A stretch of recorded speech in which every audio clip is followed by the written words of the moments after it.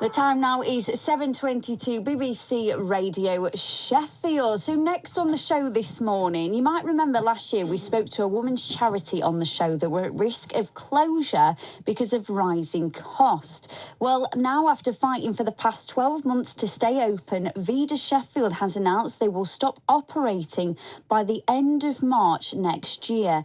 Karen Hague is the CEO of the charity and Jane McClaren is the clinical manager. Karen, why have you had to make this decision? Oh, well, thanks for having us back, Ellie, to give you an update.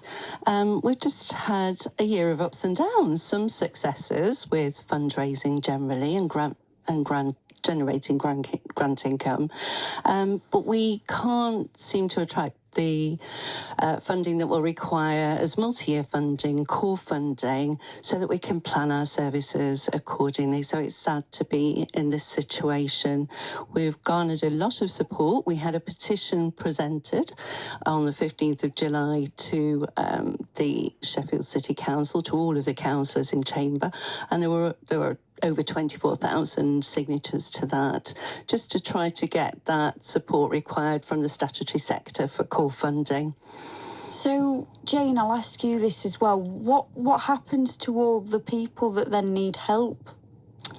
Really good question, Ellie. Good morning. Thanks for having us. Well, what happens to them? First of all, it's absolutely devastating news to us. And it's devastating for all the survivors, really, of domestic and sexual abuse in Sheffield, because it's yet another service that will be closing its doors. Where will they go? Well, 60 to 70% of our referrals come from the NHS. So if we're not there, there won't be anywhere to refer clients into. There'll be one less service.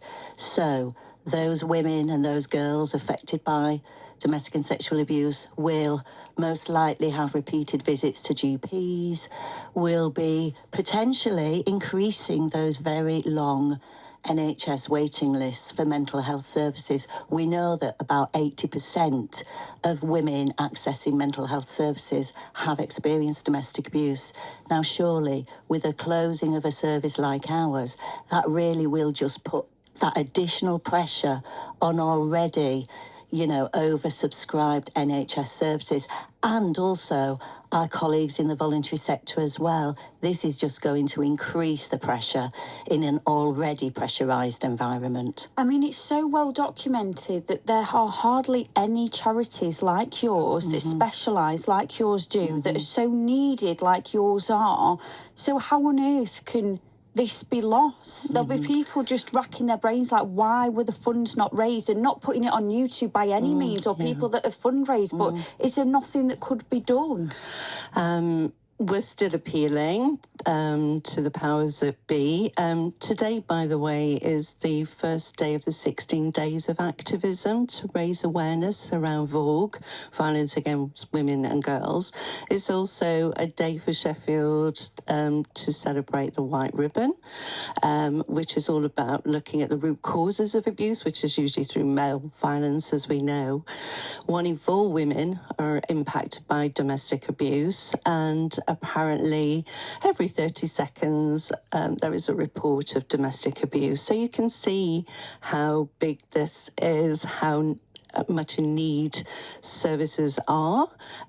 This year, the domestic abuse coordination team have reported that they have spent £3 million in Sheffield just dealing with domestic abuse, and have are just going through approving the strategy for the coming year, and there will be no reference at all to long-term mental health recovery. And they also report there's about 85,000 people in Sheffield that have suffered since they were over the age of 16 domestic abuse, experience of domestic abuse. So you can extrapolate that and see that, a large percentage of that would benefit from some kind of therapy and support for their long-term mental health recovery. And there is some funding coming through nationally, but that's very little. Last year, when I spoke with you, we were waiting to hear about the Suicide Prevention Fund, and we bid into the specialist buy and force services as well. That's with the previous government, and we're still waiting to hear whether that funding will be released again during 2025. So all of those things could have a positive impact.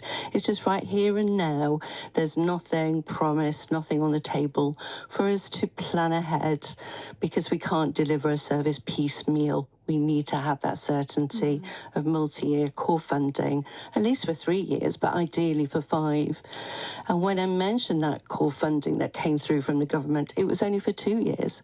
So every single charity in the sector supporting women and girls are all struggling to maintain that service, and we may well be the tip of the iceberg for all we know. Imagine that coming up to Christmas. I mean, Jane, I'll go to you first. Karen, I'll come over to you afterwards. This is a time when drink is drunk. It's no excuse to ever engage in domestic violence, but it must be a busy time for you. So you think to have that in the immediate vision and then to say, oh, well, we just have to stop in March, that must be so difficult, Jane.